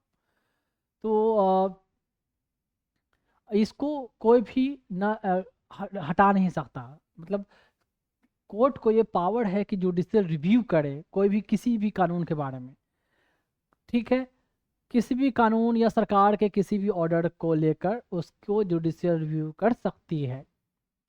एंड उसके बाद कहा गया क्या, देखिए, केशवानंदा भारती मैंने बताया था, केशवानंदा पर्सन जो थे उनमें क्या मैटर था, जुडिशियल रिव्यू के बारे में क्यों बोला गया था। थोड़ा मैं बता दूं यहाँ, बेसिक फीचर जो डॉक्टर आयन है इंडिया में, जो सबसे पहले 1973 में जो केशवानंदा भारती का जो जजमेंट हुआ उसमें मेंशन की गई, लेकिन जो बेसिक फीचर जो कंसेप्ट जो है ना कहीं ये जर्मन ओरिजिन है। तो कहते हैं कि जर्मनी के एक जूरिस्ट थे, जूरिस्ट स्कॉलर कहो, 1965 में आ, उनको बुलाया गया था बनारस हिंदू यूनिवर्सिटी बीएचयू में। एक लेक्चर था, मतलब आप कह सकते हो सेमिनार था, कॉन्फ्रेंस था, मतलब कह सकते हो आप कि जो वकीलों का एक जो भी बार एसोसिएशन हो गया या इससे ऐसे कुछ मैटर था, मैं एग्जैक्टली उसमें नहीं जा रहा हूँ। तो उसमें जैसे अभी भी होता कॉन्फ्रेंस होता है, कभी किसी सुना होगा अगर कोई मेडिकल फील्ड से हो या आईआईटी फील्ड से हो या एमबीए फील्ड से हो, तो उनका कॉन्फ्रेंस होता है, कभी किसी का यूएसए में, कभी सिंगापुर में, जापान में, ब्रिटेन में, या इकोनॉमिक्स से बिलोंग करते हो तो ऐसे कॉन्फ्रेंस चलती रहती है। उस टाइप से ऐसे कॉन्फ्रेंस थे। तो जर्मन के जो जूरिस्ट हुए, जो एक्सपर्ट हुए, एक पर्सन नाम है, उन पर्सन का नाम मैं बताता हूँ, मैं अभी बताऊंगा, उनका आगे आएगा नाम बताऊंगा। तो जब उनकी लेक्चर चली तो उन्होंने इस बात को काफ़ी फोर्स करके जो लेक्चर में मेंशन किया था कि भाई पार्लियामेंट को ये पावर नहीं है कि भाई कानून को एक तरफा बदल सके। मतलब पार्लियामेंट को फुल्ली अमेंड, कॉन्स्टिट्यूशन को अमेंड करने का, पार्लियामेंट को यूनिलैटरली अमेंड कर दे या मनमाने तरीके से जैसे चाहे अमेंड कर दे, ये पावर नहीं होती है और नहीं होनी चाहिए। क्योंकि जर्मनी में क्या था, पहले हिटलर था, हिटलर के टाइम में जो काफ़ी काफ़ी चेंजेस किए गए, तो वहाँ हिटलर से लोग शुरू में तो खुश थे, बाद में काफ़ी नाराज़गी रही। तो इस इस चीज़ को देखते हुए वहाँ का जो कॉन्स्टिट्यूशन बाद में जो ड्राफ्ट किया गया कि भाई किसी एक पर्सन के हाथ में इतनी पावर ना हो जाए कि कॉन्स्टिट्यूशन को जैसे तैसे तोड़ मरोड़ कर सके, अपने हिसाब से बना सके। तो उसने, उस पर्सन ने इस बात के बारे में वहाँ लेक्चर दिया था। तो उनके चूंकि जो पर्सन जो थे काफ़ी विद्वान स्कॉलर कह सकते हो, लॉ एक्सपर्ट थे, तो उनको बात को बार बार कोट किया जाता था। जैसे वो 1965 में वो कॉन्फ्रेंस हुई थी, जब 1967 में गोलकनाथ का भी जो एक केस मैं बताऊंगा कभी आपको, फंडामेंटल राइट में ये सब चीज़ चर्चा होगी।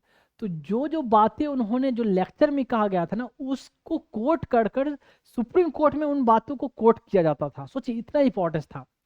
तो उनके उस लेक्चर से इन्फ्लुएंस होकर उस डॉक्ट्राइन के लिया गया था बेसिक, उस कंसेप्ट को लिया गया basic feature of the constitution.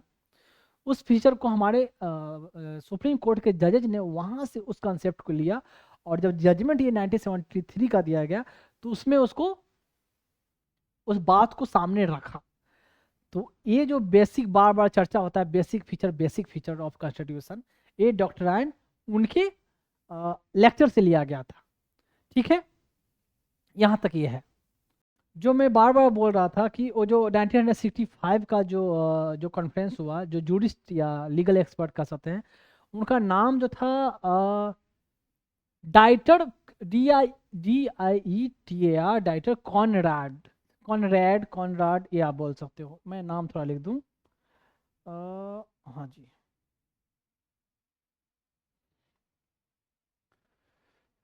ये है,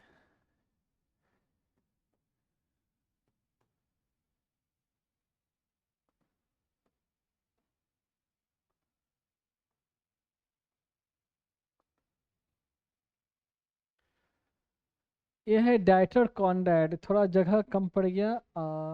मैं फिर से यहाँ अलग लिख देता हूँ। ठीक है, जो भी हो, उस ज़्यादा जानने, ज़्यादा उसमें कंफ्यूज होने की ज़रूरत नहीं है। CONRAD कॉनरैड डाइटर, ये पर्सन थे। तो देखें, इन्होंने जो लेक्चर दिया, लीगल एक्सपर्ट थे जिनको जूरिस्ट भी कहा जाता है, और उनसे कंसेप्ट लिया गया था basic feature of the constitution का, उनके उस लेक्चर से। अब है कहते हैं क्या, देखें,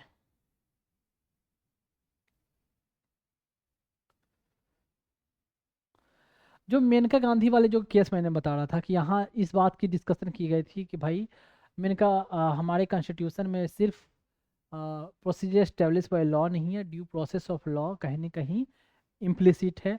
सुप्रीम कोर्ट ने इस बात को सबसे फर्स्ट टाइम जो मेंशन किया था, वो मेंशन जब चर्चा की थी मेनका गांधी वाली जो जजमेंट थी 1978 में, union of India versus Maneka Gandhi.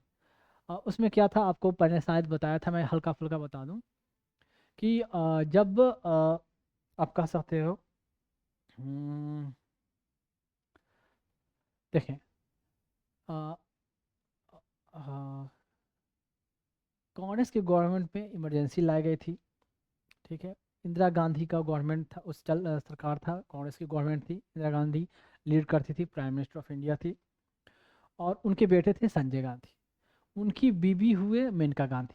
तो उस समय कहते हैं कि संजय गांधी इतना इन्फ्लुएंशियल थे कि मेनका गांधी, सॉरी, इंदिरा गांधी कहीं ना कहीं संजय गांधी के बातों को फॉलो करती थी।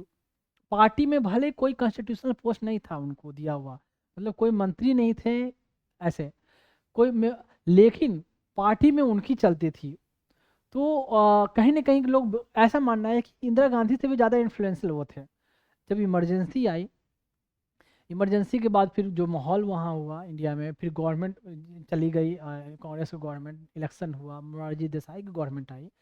तो 1977 में आई थिंक 5 मार्च के टाइम में उनकी गवर्नमेंट बन गई। ये इनका एक इंसिडेंट क्या है, 2-3 महीने बाद जो मोरारजी देसाई की जो गवर्नमेंट हुई, मतलब, तो उस समय क्या हुआ कि इनको, मेनका गांधी को ये इंस्ट्रक्शन मिला कि आप अपना पासपोर्ट जब्त करो, आपकी पासपोर्ट सरकार जब्त करेगी, आप फॉरेन कंट्री में, इंडिया से बाहर आप नहीं जा सकते। रीजन क्या दिया गया कि पब्लिक इंटरेस्ट को देखते हुए, और चूंकि आपको इंक्वायरी, आपके अगेंस्ट में इंक्वायरी की जाएगी, तो इस चीज़ को, लोगों को भलाई को नज़र को देखते हुए ये आपका पासपोर्ट का जब्त किया जा रहा है, आप इंडिया के बाहर नहीं जा सकते। तो इन फ्यूचर में भी बाद में आपको, हम सवाल जवाब के लिए, पूछताछ के लिए हम आपको आपको समन कर सकते हैं, बुला सकते हैं, इसलिए आप इंडिया से बाहर नहीं जा सकते। मेनका गांधी कहीं ना कहीं देखें, ये रिवेंज थोड़ा पॉलिटिकल, मतलब आपस में था कि भाई संजय गांधी ने इतने हड़कंप मचाया और इनकी बीवी ये है, तो अब है जो, अब हम इन पर एक्शन लेंगे, अब ये नहीं एक्शन लेंगे तो ये क्या करेंगे हमसे बचने के लिए। जैसे इमरजेंसी के टाइम में तो क्या किया, सोनिया इंदिरा गांधी ने सारे ऑपोजिशन वाले जो पार्टी थे उनके, या ऑपोजिशन के जो मेंबर थे, उनको सबको मैक्सिमम को जेल में भेज दिया गया। कुछ भी मैटर हो, हमें उसमें अभी जाने की जरूरत नहीं है, ऐसे ऐसे उस समय चल रही थी। अब इनकी जो गवर्नमेंट बनी दूसरी पार्टी की, मतलब मोरारजी देसाई की, अब क्या सोचेंगे, अब उनको मैं कुछ करूंगा, अंदर भिजवाऊंगा, जो भी आरोप लगाऊं, या जो भी जायज नाजायज जो भी तरीका हो, मेनका गांधी के पीछे पड़े ऐसे। तो मेनका गांधी कोर्ट में अप्रोच की कि भाई पासपोर्ट रखने का, फॉरेन जाने का हमारा फंडामेंटल राइट है, तो ये हमारे right to life with personal, right to life with personal liberty, ये हमारा जीवन है, हमारी आज़ादी है, तो इसमें कोई कैसे कह सकता, कोई सवाल नहीं उठा सकता। और इन्होंने एक प्रॉपर एक्सप्लेनेशन नहीं दिया है कि भाई हम पर केस क्या है, मुकदमा क्या है, किस इंक्वायरी के लिए हमें रोकना चाहते हो, ये कोई एक्सप्लेनेशन इन्होंने दिया ही नहीं है, और ऐसे ही क्या है। तब उस बात को तब मतलब वो हियरिंग चल रही थी, या जो जजमेंट आई, उसमें सुप्रीम कोर्ट ने ड्यू प्रोसेस ऑफ लॉ को सामने रखा, या उसकी जिक्र की कि भाई हमारे कॉन्स्टिट्यूशन में ड्यू प्रोसेस ऑफ लॉ कहीं ना कहीं है। ये करने का मतलब, उसके बाद से बहुत सारे जजेज ऐसे एक्टिव रहे हैं। कहीं ना कहीं ड्यू प्रोसेस जो एक बेस है, जिससे आप जुडिशियल एक्टिविज्म आपको आएगा, जुडिशल एक्टिविज्म का कंसेप्ट कि जुडिशरी एक्टिव रोल कैसे अपनाती है। मतलब एक्टिव रोल मतलब कानून भले क्या कहता है लेकिन वो जायज है या नहीं है, वो जजेज जब उसमें इंटरफेयर करने लगते हैं, या कोई कानून सही है या नहीं उसमें जजेज इंटरफेयर करने लगते हैं, या खुद कानून अपने तरीके से उसको मॉडिफाई करवाते हैं या करते हैं, तो वहाँ एक कंसेप्ट उत्पन्न आता है जुडिशल एक्टिविज्म का। तो कहीं ना कहीं वो जुडिशल एक्टिविज्म ये ड्यू प्रोसेस जो लॉ है, ड्यू प्रोसेस ऑफ लॉ, इससे निकलता है ये है। तो जो मेजर जो डिसीजन होते हैं आजकल आते हैं, या ऐसा जो अनएक्सपेक्टेड होता है, तो जो जजेज जो स्पेशल जजेस की बात करो, जो डिफरेंट जजेस की बात कर रहा हूँ, वो ड्यू प्रोसेस ऑफ लॉ जो है उसको बेस बनाकर अपना जजमेंट देते हैं। ये हुआ ड्यू प्रोसेस ऑफ लॉ। तो बाकी इसके बारे में अभी तक के लिए इतना ही, बाकी डिटेल जो है आपको बाद में चर्चा होगी। अब देखें, ये है आपका, देखें ये है मैग्ना कार्टा, आप देख रहे हैं मैग्ना कार्टा ब्रिटेन का कंसेप्ट था। आपको बताया था मैंने, वहाँ 1200 से 1300 ईस्वी की टाइम में ही वहाँ कैसे पार्लियामेंट बना, सबसे पहले रूल ऑफ लॉ कानून बनाए गए, वहाँ कानून से के हिसाब से ही सरकार चलेगी, तो से बोला जाता था मैग्ना कार्टा। अब देखिए मैग्ना कार्टा में सबसे पहले ड्यू प्रोसेस ऑफ लॉ को यहाँ मेंशन है। यहाँ से सोचिए उस समय हमने जो ड्यू प्रोसेस, अभी जो कहते हैं कि ड्यू प्रोसेस ऑफ लॉ जो है आ, आ, आप कह सकते हो यूनाइटेड स्टेट के कॉन्स्टिट्यूशन में मेंशन है, ठीक है। वहाँ वहाँ के जुडिशरी या वहाँ को पावर दी गई है कि ड्यू प्रोसेस ऑफ लॉ को फॉलो करें। तो हमने कहीं ना कहीं कंसेप्ट अगर कभी कॉपी लेते भी है तो यूएसए से, लेकिन ड्यू प्रोसेस ऑफ लॉ जो है ये कंसेप्ट जो है मैग्ना कार्टा ब्रिटेन के ऑलरेडी मैग्ना कार्टा में मेंशन था, वहाँ से वर्ल्ड में फैला है ड्यू प्रोसेस ऑफ लॉ का कंसेप्ट। तो ये आई थिंक 1200 1230-40 के आसपास का ही है ड्यू प्रोसेस ऑफ लॉ का कंसेप्ट। उस समय ये काफ़ी जोर तौर से ड्यू प्रोसेस ऑफ लॉ का कंसेप्ट स्प्रेड हुआ था। तो अब देखिए मैग्ना कार्टा, उस समय का मैग्ना कार्टा दिख तो बाहर से रहा है कुछ तो लिखा है, और लिखा भी है तो इंग्लिश लिखा है, लेकिन ये आप पढ़ नहीं सकते हो कि आखिर लिखा क्या। देखें ये क्या वर्डिंग है, मतलब LYV पता नहीं क्या है, मतलब लेकिन उस समय का इंग्लिश लिखने का उनका ऐसा था। जैसे आप संस्कृत जानते हो, ठीक है, हिंदी जानते हो, देवनागरी जानते हो, लेकिन आप अगर 1000 साल पहले वाला अगर संस्कृत लिखा हुआ देखोगे ना, तो उसमें आपको लगेगा कि कुछ कुछ वर्ड मैं जान रहा हूँ लेकिन फिर भी आप पढ़ नहीं सकते। मतलब यानी समय के अनुसार लैंग्वेज, मतलब आप कह सकते हो क्या, स्क्रिप्ट में लैंग्वेज तो जो हम बोलते हैं that's called language, and that's what we write that's called script. Script में कितने चेंजेस हुए हैं, इंग्लिश वो भी कहला रहा था और अभी भी इंग्लिश है, लेकिन इंग्लिश में भी सोचो कैसे कैसे चेंजेस है कि इंग्लिश लिखे हुए में भी हम लोग पढ़ नहीं पाते कि यह आखिर एग्जैक्टली था क्या। मैग्ना कार्टा ही थोड़ा बहुत दिख रहा है जिसको आप पढ़ कर सकते हो, बाकी नहीं। तो ये है ड्यू प्रोसेस ऑफ लॉ, ये पेज है मैग्ना कार्टा का पेज। अब देखिए ये कुछ आपको दिख रहा है, देख कर ही आप बता सकते हो कि कौन सा कंट्री का हो सकता है। ये किसी कंट्री का कॉन्स्टिट्यूशन का एक पेज है, ये मैंने इसलिए मेंशन किया है, मैंने आपको पहले बताया था प्रोसीजर इस्टेब्लिश बाय लॉ, हमने कॉन्स्टिट्यूशन में जो लिया है कहाँ से लिया है, कहाँ से प्रोसीजर, एकदम ये कानून लिखा है तो इसको आपको करना है तो करना है, तभी डेवलपमेंट होगा। कहाँ, जापान के कॉन्स्टिट्यूशन से। जापान ने, मैंने एग्जांपल में दिया था ना, जापान ने इस बात को फॉलो किया ना, आँख बंद करके चलते चलो जापान, और जापान उतना प्रोग्रेस हुआ। ऐसे एग्जांपल देके मैंने कुछ बोल बोल के समझाया था पहले। तो ये है जापान का कॉन्स्टिट्यूशन है, इसमें कुछ लिखा हुआ है, आप लोग ना आप जापानी जानते हो ना मैं जानता हूँ, इसमें कहीं ना कहीं प्रोसीजर एस्टेब्लिशमेंट लॉ के बारे में लिखी हुई है, ठीक है। तो ये रहा। अब है, ये है मेनका गांधी की, जो इनकी जो थोड़ा छोटा मैं कर दूँ, 1978 के बारे में जो है इनका मैंने फ़ोटो डाल दिया, फ़ोटो सबको याद रहेगा। हालांकि अब तो काफ़ी ओल्ड हो चुकी हैं ये, इनके बच्चे काफ़ी बड़े, बच्चे क्या, राहुल कौन है, इनके बेटे का नाम जो वरुण गांधी, वरुण गांधी। आप वरुण गांधी का देखोगे, देखो एडिटोरियल पढ़ने का हैबिट होगा या ना हो हैबिट हो, तो वरुण गांधी का अक्सर एडिटोरियल आता है, इंग्लिश में ही एडिटोरियल बात कर रहा हूँ। आप द हिंदू पेपर में या इंडियन एक्सप्रेस में अक्सर कुछ ना कुछ एडिटोरियल उनका आते रहता है। अब हमें इस बात पर नहीं जाना है कि he is educated person, intellectual person और नॉट, बिहेवियर उनका क्या है क्या नहीं है, क्या स्टेटमेंट पहले देते थे, हिंदू मुस्लिम क्या करते थे और नहीं करते, हमें उसमें नहीं जाना है। मैंने सिर्फ ऐसे आपको चीज़ें यहाँ याद रहे इसलिए मैं एग्जांपल दे देता हूँ, ठीक है। अब देखिए उसमें एक और पॉइंट रह गया है। देखिए सुप्रीम कोर्ट ऑफ इंडिया मतलब हर साल कहते हैं बहुत सारे ऐसे कानून जो बनाए जाते हैं, दर्जनों ऐसे जो कानून है उसको बार बार उसको मतलब कहते हैं कि उसको हर साल नल अवॉइड करती है कि भाई ये जो बनाया गया है फंडामेंटल राइट के अगेंस्ट में है या उससे तालमेल नहीं करता है। तो पार्लियामेंट के द्वारा या स्टेट के द्वारा बहुत सारे बनाए गए नियमों को, कानून को हर साल हमारी सुप्रीम कोर्ट या हाई कोर्ट हर बार नल एंड वॉइड करते रहती है, कर रही है, करते रहती है और करते रहेगी। ये कहने का मतलब ये है। अब देखिए इतना हुआ तो एक क्वेश्चन भी कर लिया जाए। एक क्वेश्चन पूछा गया कब, सिविल सर्विस एग्जामिनेशन 2021 प्रीलिम्स का क्वेश्चन है।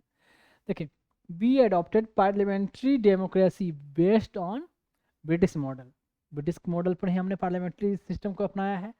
But how does our model differ from that model, हमारा मॉडल है उनके मॉडल से कैसा डिफर करता है। तो ये ऑप्शन है, देखें as regards legislation the British parliament is supreme और सोवरेन, ब्रिटिश पार्लियामेंट सुप्रीम है, सोवरेन है। But in India the power of parliament to legislate is limited, सही है, कुछ लिमिटेड है, ऐसा नहीं कि कुछ भी बना सकती है। उनको जुडिशियल रिव्यू के जरिए सुप्रीम कोर्ट उसे नल एंड वाइड कर सकती है। वहाँ का पार्लियामेंट को क्या है, कुछ भी बना दे कानून, मतलब कुछ भी बना दे, मतलब सोचें यहाँ सोच लें, कोई लोग सोच सकते हैं कि कुछ भी बना देगी वो और सब सही है और सबको फॉलो करना है। उनके जो मेंबर ऑफ पार्लियामेंट है, मतलब उनके जो सांसद है, उनकी जो सोच, उनकी इंटेलेक्चुअलिटी हमारे पार्लियामेंट से कहीं कहीं कहीं ज़्यादा है। मैं बता दूं कहीं ज़्यादा पढ़े लिखे, कहीं ज़्यादा ब्रॉड थिंकिंग वाले हैं। हमारे पार्लियामेंट के मेंबर जैसा नहीं है कि अगर कितने लोगों को पूछा जाए जीएसटी का फुल फॉर्म क्या होता है, तो कितने लोगों को जीएसटी का फुल फॉर्म नहीं पता होगा। कितने लोगों से पूछ दिया जाए अगर कि भाई अंडमान एंड निकोबार का कैपिटल कौन है, आई थिंक बहुत लोग नहीं बता पाए। मेंबर ऑफ पार्लियामेंट की बात कर रहा हूँ, स्टेट की बात नहीं कर रहा हूँ, स्टेट में एमएलए की बात, ये पूछ दिया जाए तो नहीं बता पाए। और कानून के बारे में जो लॉ आती है ना, सपोज अगर अभी कोई एक्ट बना, उस एक्ट के बारे में भी पूछ दिया जाए ना कि इसमें क्या क्या प्रोविजन है या ये है या नहीं है, उन पार्लियामेंट में भले भर दिन 10 दिन से डिस्कशन चल रहा हो, कुछ ऐसे लोग भी हैं जो उनके बारे में बता नहीं पाए कि ये है या नहीं है। क्या है, भले रटा हुआ नहीं हो, चलो वो समझ में आता है कि भाई नहीं पॉसिबल, सबके बस की बात है, लेकिन क्या नहीं है ये भी नहीं पता होगा। लेकिन जो ब्रिटेन के जो मेंबर ऑफ पार्लियामेंट है उनका ये नहीं है। हमारे यहाँ पार्लियामेंट में सेशन शुरू होती है, हो हा इससे आवाज आती है, पेपर फेंक रहे हैं लोग, ऐसे कर रहे हैं। उनके यहाँ जब पार्लियामेंट में आप सेशन देखोगे ना, क्या सेशन, मतलब बिल्कुल कीप एंड क्वाइट, बिल्कुल शांत, एक बंदा मेंबर उठ के जो जो प्रपोजल है या जो क्वेश्चन करना है चुपचाप बोल रहा है, सारे लोग ध्यान से सुन रहे हैं, बीच में कोई काउंटर नहीं, दम बिल्कुल दम, ऐसा लगता है कि क्या डिसिप्लिन है उनमें। वो उनकी इंटेलेक्चुअलिटी, उनकी सोच, उनके लिए एजुकेशन को दिखाता है। हमारे यहाँ पार्लियामेंट ऐसा लगता है मछली बाजार, ऐसा लगता है कि ये लोग देश चला रहे हैं। अब देखोगे जब लोग बोलते भी है ना, तो ऐसा लगता है यार इनको, ये सब इतने लंबे चौड़े जो कानून, जो बार बार बिल आ रहा है, एक्ट आ रहा है, ये लोग बनाते होंगे यार, कैसे क्या करते होंगे यार, इनको ना समझ है ना क्या है, कैसे चल रहा है। और पार्लियामेंट में आप देखते हो कौन किसके खिलाफ कौन सा गालियाँ गालियाँ इनडायरेक्ट वे में दे सकते हो क्या नहीं। मैं उन वर्ड को मैं बोलना नहीं चाहता, आप देखते हो कैसे वर्ड इस्तेमाल कर लेते हैं, चप्पल भी फेंक दिया जाता है, ऐसे होता है, ऐसा सिस्टम। सामने वाला बोल रहा है, इधर उठ कर चिल्ला रहा है, लेकिन ब्रिटेन में ये सब सिस्टम बिल्कुल, क्या डिसिप्लिन आपको देखने की मिलेगी। तो वो लोग जो कानून बनाते हैं ना, वाकई में ऐसा नहीं है कि वो ऐसा बनाते हैं कि जो हमारे थिंकिंग, जो हमारे जजेस की होती है ना, जो ब्रॉड थिंकिंग, जो मतलब सबको लेकर, मतलब इंक्लूसिव डेवलपमेंट के लेकर, या सबकी भलाई के लेकर, राइट के लेकर जो थिंकिंग होती है, ऐसे उनकी थिंकिंग होती है। जब वो खुद ऐसे थिंकिंग वाले लोग हैं, ऐसे बना देते हैं, तो उसको काउंटर करने की कोई ज़रूरत ही नहीं पड़ती। और लेकिन हमारे यहाँ क्या है, जिस पार्टी का गवर्नमेंट है, वो अपने भलाई को देखते हुए, अपने बेनिफिट को देखते हुए, या अपने जो उनके वोटर हैं उनको, उनके पर्सपेक्टिव को देखते हुए ऐसा कानून बनाते हैं। तो ब्रिटेन वाली बात यहाँ नहीं है हमारे पार्लियामेंट के पास। तो इसलिए है कि ब्रिटेन का पार्लियामेंट को इतनी पावर है। ठीक है, तो ये है। सेकंड पॉइंट देखें, in India matter related to the constitutionality of amendment of an act of the parliament are referred to the constitution bench by the supreme court। मतलब जो कोई बनाया गया, अगर कहने का मतलब हुआ कि कोई अमेंडमेंट किया गया कॉन्स्टिट्यूशन में, वो संवैधानिक कॉन्स्टिट्यूशनल है या असंवैधानिक अनकॉन्स्टिट्यूशनल है, तो उसको कैसे बताया जाए कॉन्स्टिट्यूशनल है या अनकॉन्स्टिट्यूशनल है। तो उसके लिए कॉन्स्टिट्यूशनल जो बेंच होता है, सुप्रीम कोर्ट में एक कॉन्स्टिट्यूशनल बेंच गठन किया जाता है, या आप कह सकते हो कि बनाया जाता है।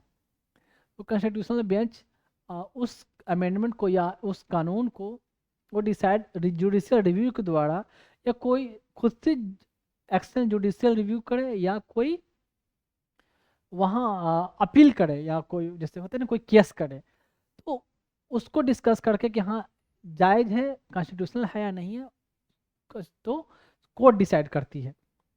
देखिए कॉन्स्टिट्यूशनल बेंच में जो कहने का मतलब हुआ, कॉन्स्टिट्यूशनल बेंच और नॉर्मल डिविजनल बेंच क्या हुआ। नॉर्मली डिविजनल बेंच में 2 मेंबर होते हैं, 2 जजेज होते हैं, दो जजेज। सिंगल जज बेंच का ऐसे होता है बेंच, डिविजनल बेंच में 2 जजेज, 3 भी हो सकते हैं। कॉन्स्टिट्यूशनल बेंच होगा, उसमें मिनिमम 5 जजेज होंगे ही, 5 हो, 7 हो, 9 हो, 11 हो या 13 हो, ऐसे। तो ये हुआ कॉन्स्टिट्यूशनल बेंच। तो यहाँ पर जो मैंने बताया पहला भी सही है, स्टेटमेंट दूसरा भी आपने देख लिया कि कॉन्स्टिट्यूशनल बेंच के द्वारा सुप्रीम कोर्ट है जो डिसाइड करती है कि ये अमेंडमेंट जो है कॉन्स्टिट्यूशनल है या नहीं है। तो ऑप्शन आपका हो जाएगा, ऑब्वियस ही बात है, बहुत दोनों। अब देखें, अब है integrated and independent judiciary. Integrated का मतलब होता है एकीकृत, इंडिपेंडेंट का मतलब स्वतंत्र, जुडिशियरी का मतलब न्यायपालिका। इंटीग्रेटेड कैसे है और इंडिपेंडेंट कैसे है, देखें। कहने का मतलब होता है क्या कि सुप्रीम कोर्ट जो होता है stand at top, there are high court at a state level, and under a high court there is hierarchy of subordinate court. जैसे कहने का मतलब that is district court, session जज कोर्ट, ऐसे ऐसे नामे हैं। अब देखें, and other lower court, district court को बोला गया सेशन जज कोर्ट, एंड उसके नीचे भी और कोर्ट पे इसको बोला गया लोअर कोर्ट। लोअर कोर्ट में भी क्रिमिनल मैटर को कोई अलग देखेगा और सिविल मैटर को अलग। अब देखें, जो सिविल मैटर को जो देखेगा that's called court of subordinate जज, ये सिविल जज कहलाएंगे। और जो क्रिमिनल साइड को मैटर को देखेगा नीचे में, वो कहलाएंगे court of chief judicial magistrate. कहने का मतलब क्या है, सेंट्रल लेवल पर, फेडरल लेवल पर, संघ के लेवल पर सबसे जो ऊपर है सुप्रीम कोर्ट। एक ही सुप्रीम कोर्ट है इंडिया में, दिल्ली में इस्टेब्लिश है। सारे स्टेट के लेवल पर एक एक हाई कोर्ट है ना। स्टेट में जो हायर जुडिशरी कहलाता है हाई कोर्ट।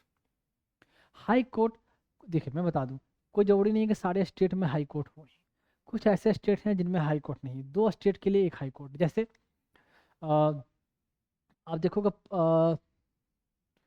पंजाब हरियाणा के लिए शायद एक हाई कोर्ट है, और ऐसे कोलकाता, वेस्ट बंगाल और अंडमान निकोबार के लिए भी एक ही हाई कोर्ट है, कोलकाता में है ऐसे इस्टेब्लिश। नॉर्थ ईस्ट में बहुत सारे स्टेट हैं जिनके लिए एक हाई कोर्ट ऐसे है, गुवाहाटी में ऐसे है, ऐसे ऐसे बहुत सारे। तो कहीं कई हैं एक स्टेट में एक हाई कोर्ट है और 2-3 स्टेट को भी एक ही हाई कोर्ट कंट्रोल कर रही है, मतलब उनकी जुरिडिक्शन है। स्टेट लेवल पर स्टेट हाई कोर्ट, कोई एग्जांपल देता हूँ, बिहार के लेवल पर पटना हाई कोर्ट हो गया। अब है जो डिफरेंट डिफरेंट डिस्ट्रिक्ट में डिस्ट्रिक्ट कोर्ट होते हैं। डिस्ट्रिक्ट कोर्ट के अलावा भी फिर देखते हैं, अब मजिस्ट्रेट होता है, फिर होता है सिविल साइड में फैमिली कोर्ट, ऐसे ऐसे आप जानते होंगे, फैमिली कोर्ट नाम सुना होगा, तहसीलदार ऐसे। और फिर आगे भी देखोगे आप कि जो रेवेन्यू से मैटर देखेंगे वो तहसीलदार होंगे। मैं अभी आपको एक फ्लो चार्ट दिखा दूंगा, फ्लो चार्ट आपको देखकर थोड़ी समझ जाएगी। ये हुआ हायरार्की है। अब है सुप्रीम कोर्ट कंट्रोल सारे हाई कोर्ट पे है।